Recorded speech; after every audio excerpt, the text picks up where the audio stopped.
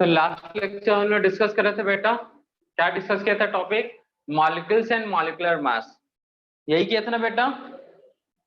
Last lecture में क्या discuss किए थे? Molecules concept molecular mass. Molecules and molecular mass,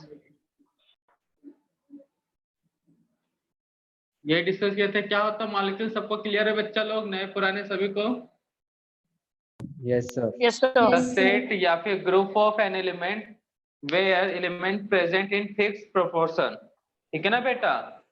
जैसे H2O, कितने एलिमेंट का ग्रुप है बेटा? 3, जिसमें से 2 हाइड्रोजन है और 1 ऑक्सीजन है। वैसे एलिमेंट CO2, ये भी मॉलिक्यूल्स है, सॉरी एलिमेंट बोलता हूँ, CO2 ये भी मॉलिक्यूल्स है। कितने एलिमेंट है? कार्बन के 1, ऑक्सीजन के 3, CH4, ये भी मॉलिक्यूल्स होगा बेटा। C6, H12O6, ये भी क्या होगा बेटा? मॉलिक्यूल्स, ठीक है ना बेटा? तो मॉलिक्यूल्स क्या है? एलिमेंट का ग्लूकोज है ना? ग्रुप है। क्या सर वो ग्लूकोज है ना लास्ट वाला?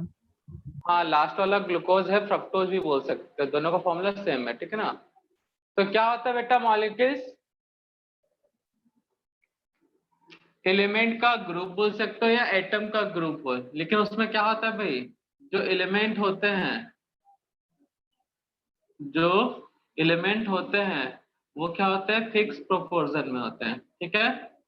अब इनका मास, मॉलिक्यूलर मास, बेटा नेचर में जितने भी चीजें हैं ऑलमोस्ट सबका मास, ऑलमोस्ट क्या सभी का मास कुछ ना कुछ है, भले एकदम ना के बराबर बट होता है ना। तो मॉलिक्यूल्स का भी अपना वेट होगा कि नहीं होगा बेटा? तो इसका वेट कैसे निकाला जाता है बेटा? मॉलिक्यूलर मास ऑफ वाटर कैसे फाइंड आउट करते हैं बेटा? प्रीवियस लेक्चर में बता दिया था, नए बच्चों के लिए बस रिवाइज कर रहा हूं मैं। कैसे फाइंड आउट करेंगे बेटा molecular mass of water, CO2, molecular mass of glucose? Summation of atomic mass of each element in one atomic molecule. Mass को प्लस कर दोगे, ठीक है ना? हाँ, फॉर्मूला है समेशन ऑफ एटॉमिक मास। तो कौन कौन से एलिमेंट है बेटा? हाइड्रोजन के 2, एक ऑक्सीजन। हाइड्रोजन का वेट है 1, ऑक्सीजन का वेट है 16। ये कहाँ से आया? पीरियोडिक टेबल के थ्रू याद करना है बेटा, पीरियोडिक टेबल में दिया रहता है, ये तुमको याद करना है हर किसी एलिमेंट का, ठीक है? तो नए बच्चे लोग ध्यान देना, गाड़ी आज यहीं से स्टार्ट करने वाले हैं। वैसे लास्ट वाला ग्लूकोज का क्या होता है? ग्लूकोज का मॉलिक्यूलर मास किसी को याद है कि भूल गए? नए बच्चे लोग ये समझ के मत बैठना कि समझ नहीं आएगा बेटा, एकदम फ्रेश टॉपिक स्टार्ट होने वाला है, बस इसको रिवाइज कर रहे हैं, इतना 9th 10th में पढ़ लेते हो।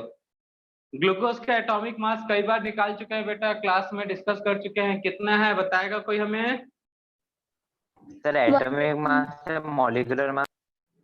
मॉलिक्यूलर मास ग्लूकोज का सर 180। 180 कैसे आया था बेटा? कितने कार्बन है? 6। हाइड्रोजन कितने हैं? 12। ऑक्सीजन कितने हैं? 6। अब कार्बन के मास को 6 टाइम प्लस करो, उससे अच्छा अगर मैं इंटू 6 कर दूं, क्या दोनों अलग अलग चीजें हैं क्या बेटा? कई मतलब होता है ना?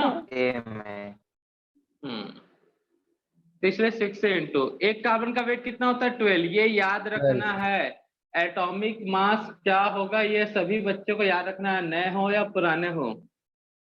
कितना होगा ये पूरा सॉल्व करने पे? 180। ठीक है ना? तो प्रीवियस लेक्चर में इतना देखे थे, इसी से रिलेटेड टॉपिक आज डिस्कस करने वाले हैं हम लोग, ठीक है बच्चा? इसका कितना आता है? 16 ग्राम पर मोल यूनिट है इसका, ठीक है ना? इसका कितना है? 44 ग्राम पर मोल। तो आज का टॉपिक है, डिस्कस करेंगे हम लोग मॉलिक्यूलर मास। पता है हमको मॉलिक्यूलर फॉर्मूला क्या होगा एलिमेंट का, वो देखना है, ठीक है ना? मास परसेंटेज कर चुके हैं क्या बेटा हम लोग क्लास में? हेलो हाँ सर। बेटा क्लास में मास परसेंटेज कैलकुलेट कर सकते हैं क्या हम लोग? Yes sir. Yes sir. Sir चलो ठीक है, फिर नहीं concept. आइडेंटिफिकेशन, हेडिंग नोट करो, न्यू टॉपिक है सभी के लिए ही। Identification of molecular formula.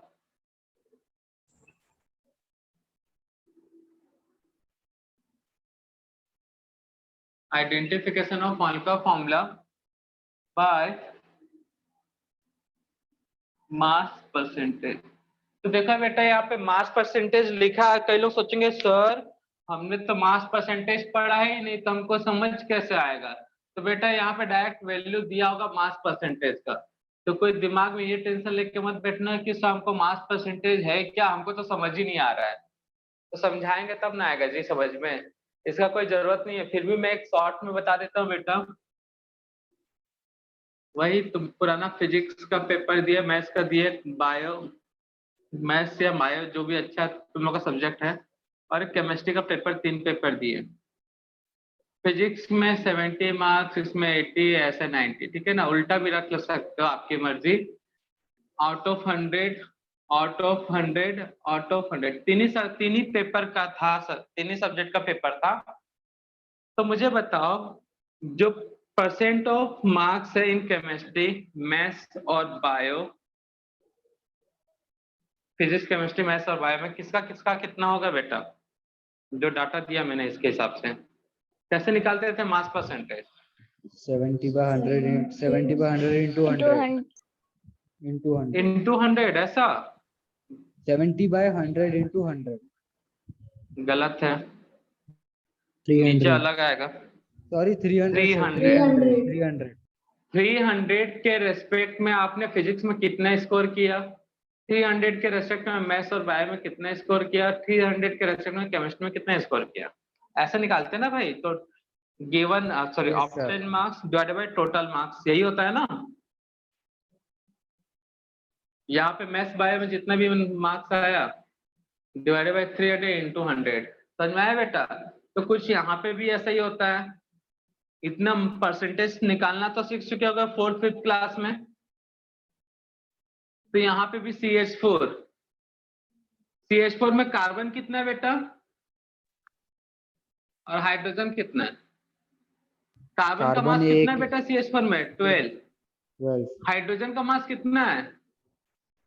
1 है, लेकिन 4 हाइड्रोजन है तो 4 से मल्टीप्लाई होगा ना जी। 4 नए बच्चे लोग बता रहा हूँ। तो कार्बन ने 12 मार्क्स लिए, हाइड्रोजन ने कितने मार्क्स लिए? 4 मार्क्स। पेपर टोटल कितने मार्क्स का है, मतलब मॉलिक्यूलर मास कितना है बेटा? 16. तो कार्बन का कितना परसेंटेज उसने गेन किया होगा? 4 divided by 16 into 100. वही क्वेश्चन ना। एक मॉलिक्यूल से मतलब एक सब्जेक्ट है CH4, उसमें 2 पेपर हो रहा है, एक कार्बन का हुआ और एक किसका हुआ? हाइड्रोजन का। कार्बन के पेपर में मार्क्स कितना है बेटा? 12। हाइड्रोजन का पेपर में मार्क्स कितना है? 4। इन मार्क्स मतलब यहाँ पे एटॉमिक मास, ठीक है ना, यहाँ पे। और टोटल कितना था? 16। तो क्या करोगे? 12 डिवाइडेड बाई 16 इंटू 100। क्या करोगे? 4 डिवाइडेड बाई 16 इंटू 100। तो इसको बोलते हैं यहाँ पे क्या? मास परसेंटेज। तो क्या कहने का मतलब है बेटा? रिश्ता वही सोच नया, है ना। इसी को बोलते हैं ना बेटा, रिश्ता वही सोच नया।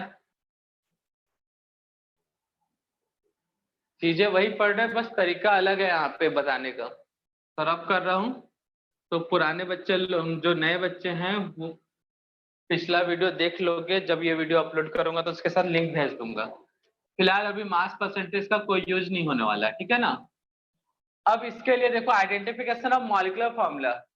अच्छा, इसमें एक और छोटा सा एक और फॉर्मूला आता है, इम्पेरिकल फॉर्मूला। ये हम लोग को आइडेंटिफाई करना है।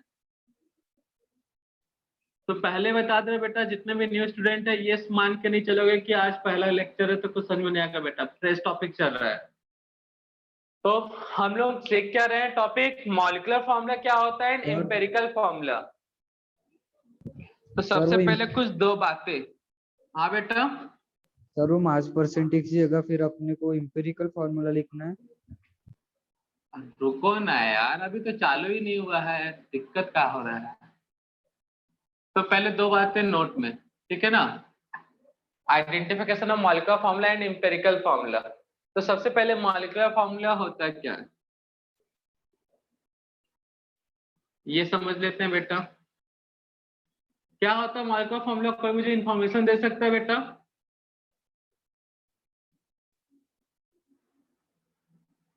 कोई मुझे समझा सकता है? ग्लूकोज, ग्लूकोज का मॉलिक्यूलर फॉर्मूला याद है सबको? C6H12O6। मॉलिक्यूलर फॉर्मूला ग्लूकोज का क्या होता है? C6H12O6। हाँ यही पढ़ाया गया है। अब ग्लूकोज का इंपेरिकल फॉर्मूला देखो कैसे क्या होता है। CH2O ये होता है इंपेरिकल फॉर्मूला। तो बताओ कैसे बना होगा ये, किसी के दिमाग में आया क्लिक हुआ कैसे बना होगा? 6 से डिवाइड किया हूँ। कॉमन निकाल लिया। दिख रहा है बेटा, यहाँ से कॉमन फैक्टर 6 है, सबको मैंने 6 से डिवाइड कर दिया, यही है ना। तो कहने का मतलब क्या है, कार्बन हाइड्रोजन और ऑक्सीजन का रेशियो देखा। कार्बन कितने बेटा, कितने नंबर कार्बन है? 6। हाइड्रोजन कितने बेटा? 12 12। ऑक्सीजन कितने? 6। इनको मैं सॉल्व किया तो क्या आएगा? 1:2:1। तो कितने कार्बन? 1, hydrogen 2, O1। तो यहाँ पे क्या इंफॉर्मेशन मिल रहा है, यहाँ पे क्या इंफॉर्मेशन मिल रहा है बताओ? दोनों में क्या इंफॉर्मेशन मिल रहा है बताओ? वही डेफिनेशन बनेगा बेटा। जो नहीं समझ पा रहे इंफॉर्मेशन क्या मिल रहा है वो डेफिनेशन देखोगे। Molecular हाँ बेटा। formula tells the number of elements and empirical formula tells the ratios in which they are present. Very good, ऐसा बोल सकते हो। और सिंप्लीफाई कर दे तो मॉलिक्यूलर फॉर्मूला बताता है कि कितने नंबर ऑफ एलिमेंट होंगे। क्या बताता है ये? How many number of elements are present in one molecule. But empirical formula क्या बताता है बेटा? Ratio. क्या बताता है ये? Simplest ratio of an element, ठीक है ना। सबसे कम रेशियो एलिमेंट का बताता है, ठीक है ना बेटा। तो मॉलिक्यूलर फॉर्मूला बताता है एक्चुअल में कितने मॉलिक्यूल एलिमेंट, एक मॉलिक्यूल्स में कितने एलिमेंट प्रेजेंट है, और ये क्या बताता है? उन एलिमेंट का सिंपलेस्ट रेशियो। क्लियर है बेटा? सर हाँ बेटा। सर इससे उसका मॉलिक्यूलर मास नहीं चेंज होगा? नहीं, तो मॉलिक्यूलर मास बेटा, मॉलिक्यूलर फॉर्मूला से मॉलिक्यूलर मास निकलता है, एम्पिरिकल फॉर्मूला से मॉलिक्यूलर मास थोड़ी निकलता। हमने कहीं लिखवाया है कि एम्पिरिकल फॉर्मूला मॉलिक्यूलर मास के इक्वल होता है? नहीं ना। हो सकता है, नहीं भी हो सकता, ठीक है ना बेटा। इससे जो मास निकलता है उसको एम्पिरिकल फॉर्मूला मास बोलते हैं। अब भैया इंडिया में रहोगे तो इंडियन कहलाओगे, चाइना में रहोगे तो चाइनीज कहलाओगे ना जी। तो अगर मास मॉलिक्यूलर फॉर्मूला से निकला तो उसको क्या बोलेंगे? Molecular mass. एम्पिरिकल फॉर्मूला से मास निकला तो उसे क्या बोलेंगे बेटा? एम्पिरिकल मास, या हाँ ये एम्पिरिकल फॉर्मूला मास। अब शर्मा जी का बेटा वर्मा जी तो नहीं बनेंगे। शर्मा जी का बेटा शर्मा जी कहलाएगा ना भाई, उसका सरनेम। कि शर्मा जी का बेटा बाद में सरनेम वर्मा का लगा रहा है। सर हाँ सर पर हमें कौन बताएगा कि वो एम्पिरिकल फॉर्मूला ही है? हाँ, तो रुको ना बेटा, वो सब पढ़ रहे हैं ना अभी। अभी यार समझाए कुछ नहीं है, मतलब क्वेश्चन पे क्वेश्चन आगे पढ़े हो, थोड़ा रुको जरा, फिर आगे सब समझ में आएगा बेटा। तो मॉलिक्यूलर फॉर्मूला क्या होता है बेटा? क्या होता है बेटा molecular formula? Number of elements. हाँ, इट गिव्स आइडिया अबाउट, देखो ये सब समझने वाली बात है बेटा, रटने वाली नहीं है। इट गिव्स आइडिया अबाउट, किसके बारे में आइडिया देता है बेटा? Number of an elements which is present in one molecule, ठीक है। और एम्पिरिकल फॉर्मूला क्या बताता है बेटा? Simplest ratio.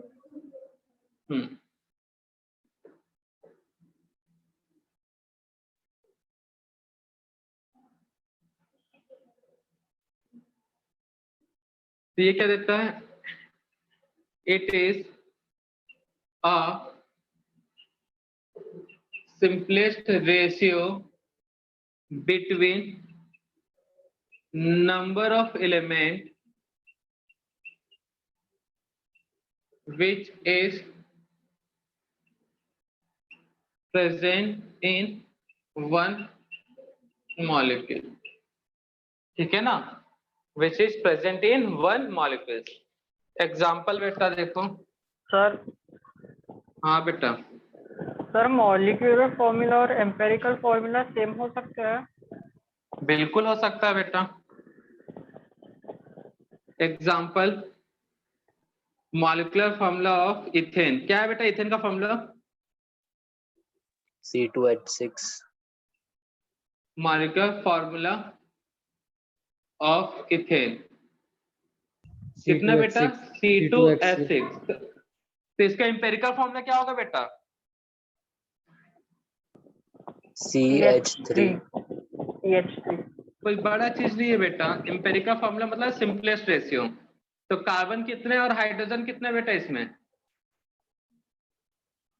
कार्बन 2 हाइड्रोजन 6 कितना है बेटा? 6। ऐसे लिख देते इसको, सिंपलेस्ट रेशियो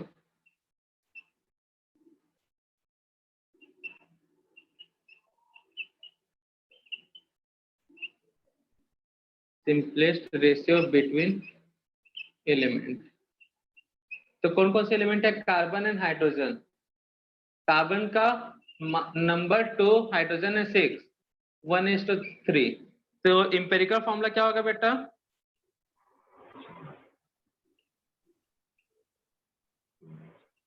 क्या होगा बेटा? कार्बन 1 हाइड्रोजन 3, या फिर इसको सीधा से CH3 लिख दोगे तो कोई गुनाह नहीं हो जाएगा। ठीक है ना बेटा? तो किसी का मॉलिक्यूलर फॉर्मूला दिया तो इंपेरिकल फॉर्मूला बता सकते हो? बता सकते हो ना? बस रेशियो तो निकालना है बेटा। Second, molecular formula of BH6, molecular formula of BH6 क्या बोलते हैं बेटा? Benzene hexa chloride. इसका फॉर्मूला प्रीवियस लेक्चर में सैटरडे को शायद बताया था। क्या होता है बेटा बताओ? C6H6Cl6। ठीक है ना? ये होता है मॉलिक्यूलर फॉर्मूला। तो सिंपलेस्ट रेशियो क्या होगा बेटा? CHCl। कार्बन हाइड्रोजन क्लोरीन कितने कितने बेटा ये लोग? 6:6:6 मतलब 1:1:1। ठीक है ना? तो एम्पेरिकल फॉर्मूला क्या होगा बेटा?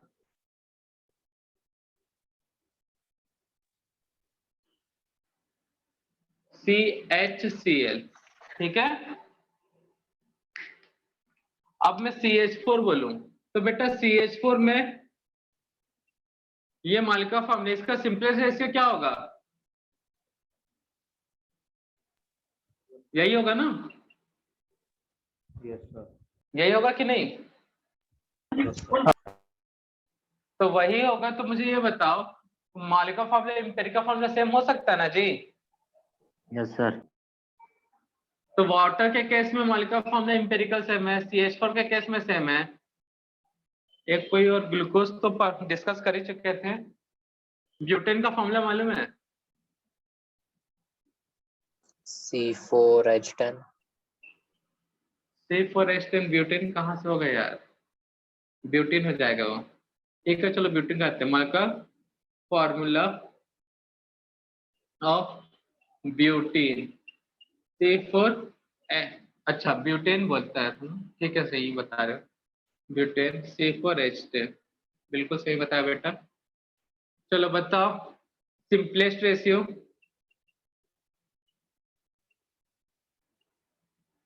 क्या होगा सिंपलेस्ट रेशियो कार्बन और हाइड्रोजन के बीच? C2H5 C2H5। C2H5 सीधा आंसर ही बता दे रहे तुम लोग। कितना आएगा 4:10, तो क्या होगा 2:5। तो एम्पेरिकल फॉर्मूला क्या होगा बेटा?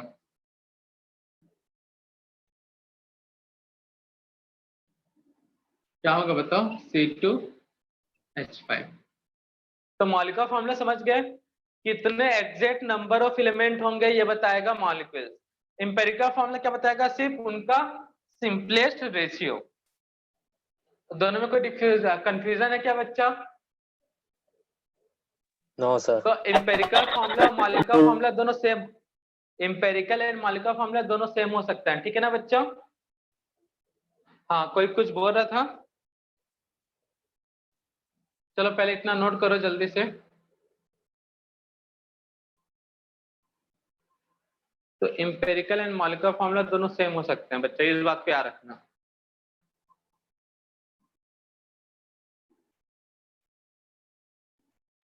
तो रफ कर देते हैं हम इसको।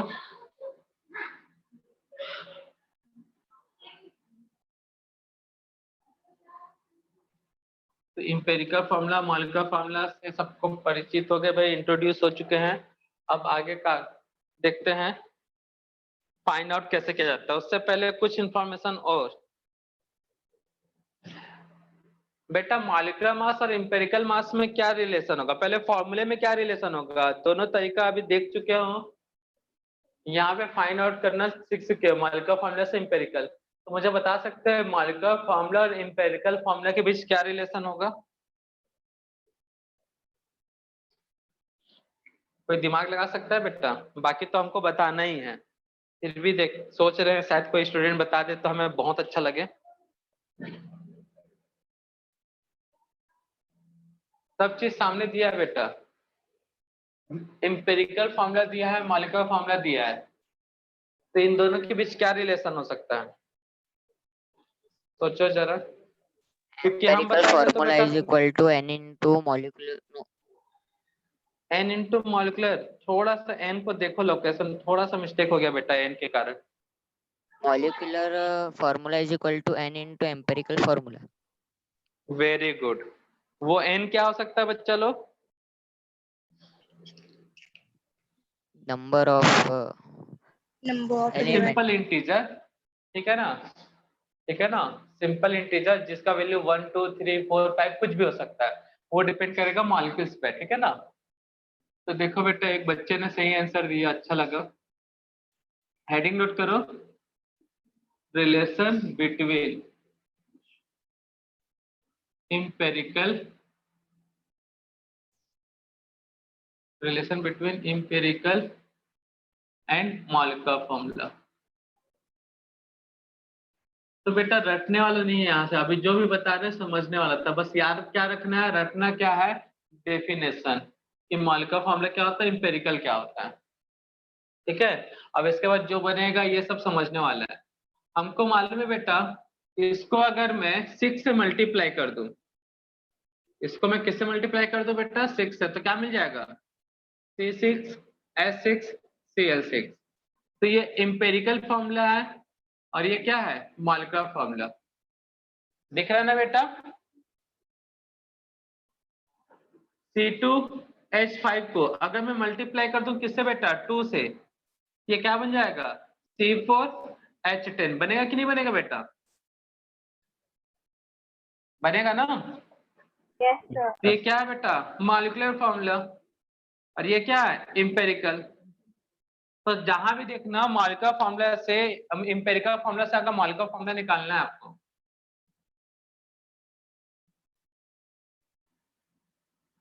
एम्पेरिकल फॉर्मूला जो होता है वो हमेशा n से मल्टीप्लाई होगा, ठीक है ना? और जैसे n से मल्टीप्लाई होगा वो किसके इक्वल हो जाएगा? Molecular formula. अब बात आता है ये सर ये जो n है हमको कैसे पता चलेगा? ये क्वेश्चन दिमाग में आना चाहिए। आया question? Where n equal to 1 2 3 4 and so on. तो दिमाग में ये क्वेश्चन आना चाहिए, सर ये जो n है वो आप फाइंड आउट कैसे करेंगे या हमको पता कैसे चलेगा? तो यही छुपा है बेटा n का। यहां से अगर मैं n निकालूं तो क्या होगा बेटा? Molecular formula divided by empirical formula. Very good, value of n। तो यहाँ पे फॉर्मूला नहीं बोलेंगे, मास बोल देंगे, ठीक है ना। n इक्वल टू होगा molecular mass divided by empirical mass, ठीक है ना बेटा। तो मॉलिक्यूलर मास ग्लूकोज का आपको पता ही है, क्वेश्चन में इंपेरिकल मास दे देगा या हिंट दे देगा, ठीक है ना, या कुछ ऐसा वैल्यू देगा जिससे आप इंपेरिकल फॉर्मूला निकाल सकते हो। और इंपेरिकल फॉर्मूला निकल गया तो क्या निकल जाएगा? इंपेरिकल मास। तो इससे निकल जाएगा वैल्यू ऑफ n, ठीक है ना। मॉलिक्यूलर मास के लिए एक हिंट और दिया जाता है, वेपर डेंसिटी। तो याद रखना, molecular mass always equal to 2 times of vapour density, ठीक है ना बेटा। वेपर डेंसिटी मतलब वेपर जब एक जगह इकट्ठा होंगे तो उनके कारण जो डेंसिटी है वो, ठीक है। तो बस याद रखो वेपर डेंसिटी क्वेश्चन में डायरेक्ट वैल्यू दिया रहता है, तो उसे मल्टीप्लाई करोगे तो मॉलिक्यूलर मास। ये 3 इंफॉर्मेशन याद रखना है। कर लोगे? कर लोगे बेटा ये 3 इंफॉर्मेशन? याद रखो, जल्दी से छापो।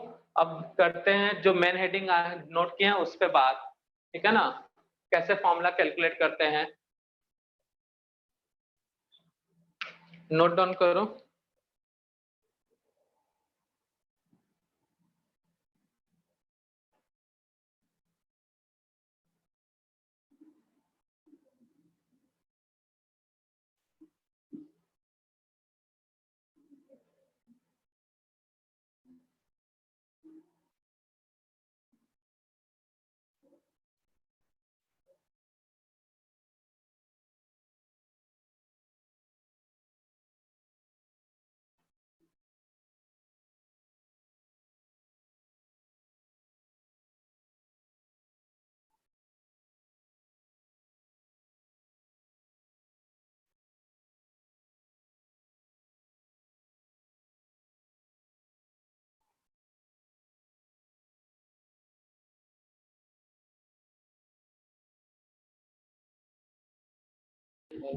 सर वीडी क्या है ये? वेपर डेंसिटी बोला तो बच्चा अभी।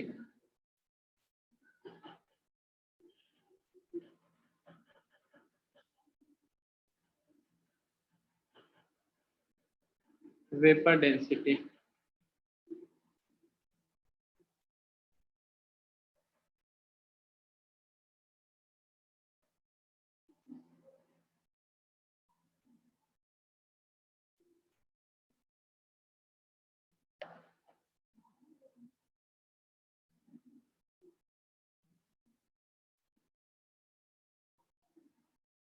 तो इसको जो लोग समझ गए उनको ये समझ में आ गया होगा।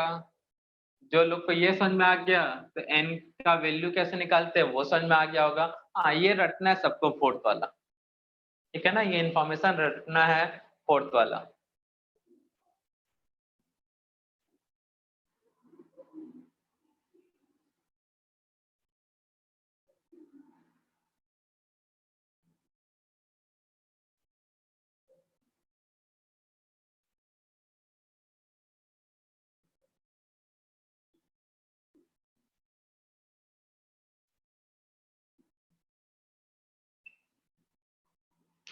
तो मेन हेडिंग क्या था? Identification of molecular and empirical formula. तो पहले एम्पिरिकल फॉर्मूला निकाल लेते हैं, मॉलिक्यूलर फॉर्मूला हमको पता चल जाएगा। फिर कोई पूछा था सर हमको पता कैसे चलेगा कि ये एम्पिरिकल है कि मॉलिक्यूलर है? अब पता चल जाएगा उनको। नोट डाउन किया बेटा फोर्थ तक? Yes sir. Yes, sir. तो रूल्स कुछ फॉलो करना है। तो फर्स्ट रूल कहता है आपको मास परसेंटेज पता होना चाहिए। तो पहला यही याद रखना है, find out the mass percentage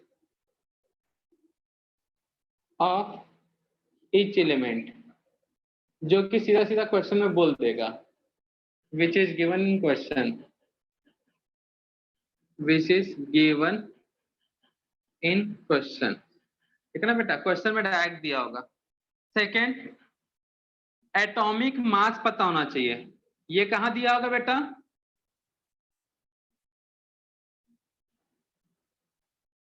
periodic table में। हाँ, तो find out the atomic mass, और याद रखना इसको, atomic mass, find out the atomic mass, या to learn atomic mass of each element. ठीक है। थर्ड स्टेप में निकालना है relative ratio. Find out the relative ratio. ठीक है, कैसे निकालते नहीं बता रहा हूं मैं, जब क्वेश्चन आप तो बताऊंगा। उसका फाइंड आउट करना simplest ratio. Find out the simplest ratio. और सिंपलेस्ट रेशियो से कौन सा फॉर्मूला निकलता है बेटा?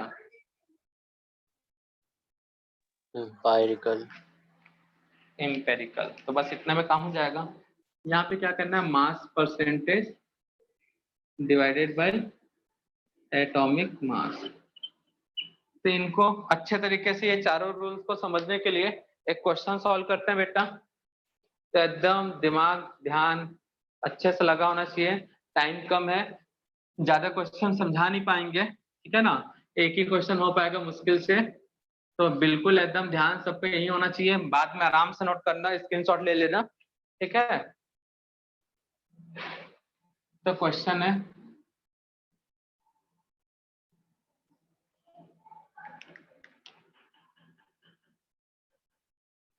व्हाट इज द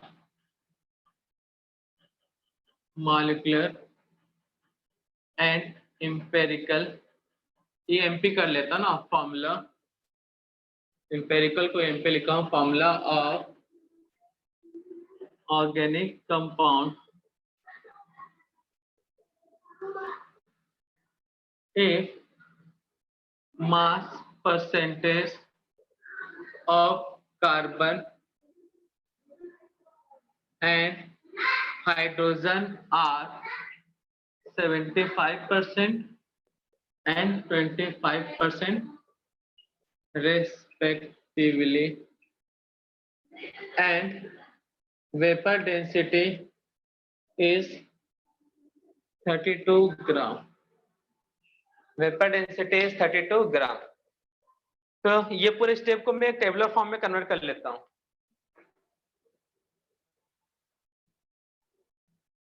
तो पहला कॉलम सीरियल नंबर का, ठीक है।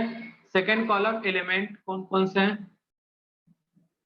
तो क्वेश्चन को पढ़ने से समझ में आ रहा है कौन कौन से एलिमेंट है इस क्वेश्चन में ऑर्गेनिक कंपाउंड के अंदर?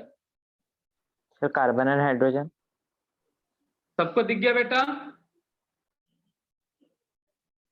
दो ही एलिमेंट है, एक कार्बन और एक हाइड्रोजन, क्योंकि दोनों का प्लस करोगे परसेंटेज तो 100 आ जा रहा है। कार्बन एंड हाइड्रोजन, ठीक है। सेकेंड स्टेप में क्या बोल रहा है बेटा, एलिमेंट पता चल गया, उसका एटॉमिक मास।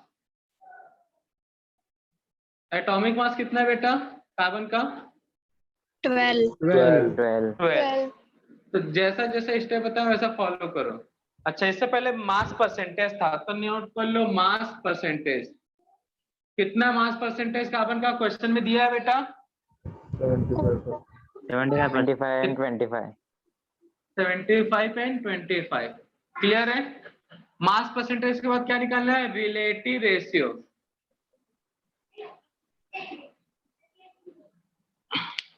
रिलेटिव रेशियो कैसे निकलता है बेटा? आर आर। अब बोलना मत बेटा कि आर आर क्या है। आर आर मतलब राजकुमार राव, है ना? सर क्या है आ रहा है? तो रिलेटिव रेशियो क्या होगा बेटा? मास परसेंटेज डिवाइडेड बाय क्या? Atomic mass. ठीक है, जगह कम पड़ रहा है ऐसा लग रहा है। बोर्ड को थोड़ा सा शिफ्ट कर रहा हूँ बेटा, बोर्ड को बोलता हूँ कैमरा के एंगल।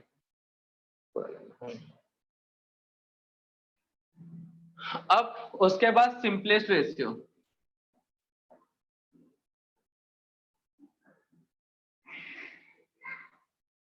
उसके बाद पूछ लेगा नंबर ऑफ एलिमेंट। ठीक है, तो देखो बेटा रेशियो निकाले, मास कितना है परसेंटेज 75 डिवाइडेड बाई 12, यहाँ पे कितना है 25 डिवाइडेड बाई 1, कितना आएगा बेटा 25, यहाँ पे कितना आएगा 6.25. बात का बात 6.25. 6.25 सबका यही आया। अब सिंपलेस्ट रेशियो में करना है क्या, ध्यान देना बेटा, यहीं पे कई लोग ध्यान नहीं देते हैं बिल्कुल। जैसा दिया है परसेंटेज वैसे 6.25, यहाँ पे 25, इन दोनों में सबसे छोटा वैल्यू कौन सा है 6.25 6.25. तो इसी से डिवाइड कर दो, तो कितना आएगा बेटा यहाँ पे डिवाइड करने पे 1 ये तो 1 आएगा, नीचे वाला 1. नीचे वाला कितना आएगा बेटा 4. 25 6.25, तो इसको 100 कर लो बेटा, 4 25 5 4. 4, हाँ आया 4 सभी का। ठीक है, अब कितने कार्बन है बेटा 1, हाइड्रोजन कितना है 4, इंपेरिकल फॉर्मूला क्या होगा बेटा CH4. Empirical formula. तो कार्बन कितने बेटा 1, हाइड्रोजन कितना है 4, तो क्या बोलेंगे CH4। 2 कौन बोल रहा है, क्लियर है बेटा। तो कोई बड़ा चीज किया बेटा बताओ, जैसा जैसा स्टेप बोला वैसा फॉलो करना है। एटॉमिक मास क्वेश्चन मतलब याद रखना, आप मास परसेंटेज क्वेश्चन में दिया होगा, इन दोनों को डिवाइड कर देना है, percentage divided by atomic mass. तो सिंपलेस्ट रेशियो मतलब जो रिलेटिव रेशियो उसी में जो छोटा है उसी को सबसे डिवाइड कर देना। अब इंपेरिकल फॉर्मूला मास क्या होगा, इंपेरिकल फॉर्मूला मास क्या होगा बेटा जल्दी बताओ, नए बच्चे लोग रूसी, चलो बताओ कैसे निकालना है मास। 16. कितने कार्बन है यहाँ पे 1 कार्बन, हाइड्रोजन कितना बच्चा 4. 4, एक कार्बन का वेट 12 ग्राम, हाइड्रोजन का वेट 1 ग्राम पर मोल, तो कितना आएगा बेटा 16 ग्राम पर मोल। मॉलिक्यूलर फॉर्मूला का फॉर्मूला क्या है बेटा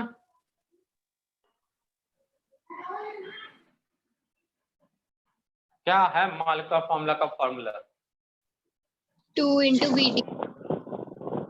अभी तो 2 तो पता नहीं है लेकिन पता वेपर डेंसिटी क्वेश्चन में दिया है क्या, ये तो फेल हो गया। हाँ सर दिए। और फॉर्मूला ना सेकंड दिख रहा है, सेकंड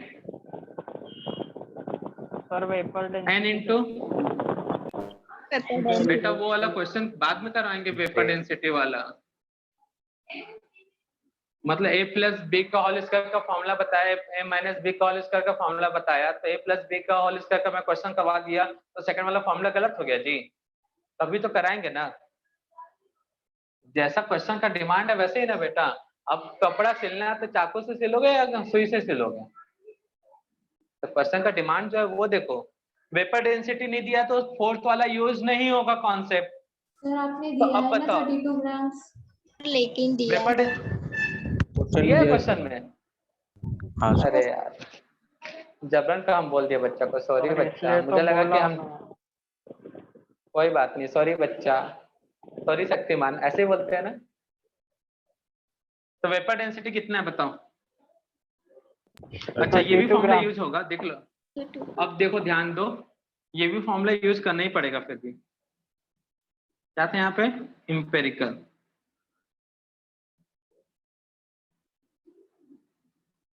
तो n का वैल्यू तो निकालना पड़ेगा ना जी। n कितना होता है, कैसे निकलेगा?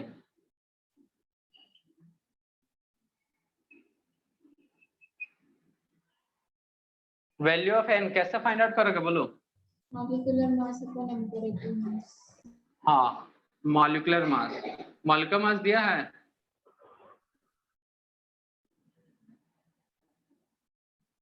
Vapour density, sorry empirical mass, बताओ मॉलिक्यूलर मास दिया है?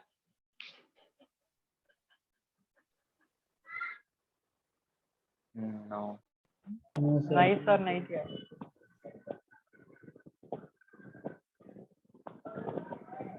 सर 2 into नहीं vapor दिया ना density बेटा? करके निकालना पड़ेगा। सर हाँ, वेपर vapor डेंसिटी से density। निकालना पड़ेगा। हाँ ठीक है, तो इसको रब कर दूं क्या, चलेगा? ऊपर वाले को कि छापोगे अभी? बस रब कर दो सेकेंड रब। थर्ड फोर्थ पॉइंट रब करूंगा, चल जाएगा? Okay Okay. Okay. नीचे जगह कम पड़ा ना। तो molecular mass 2 times of vapour density. Empirical mass कितना बेटा? 16। वेपर डेंसिटी कितना दिया क्वेश्चन में? 32. तो कितना आएगा बेटा? n का वैल्यू 4। 64 तो मॉलिक्यूलर फॉर्मूला क्या होगा बेटा?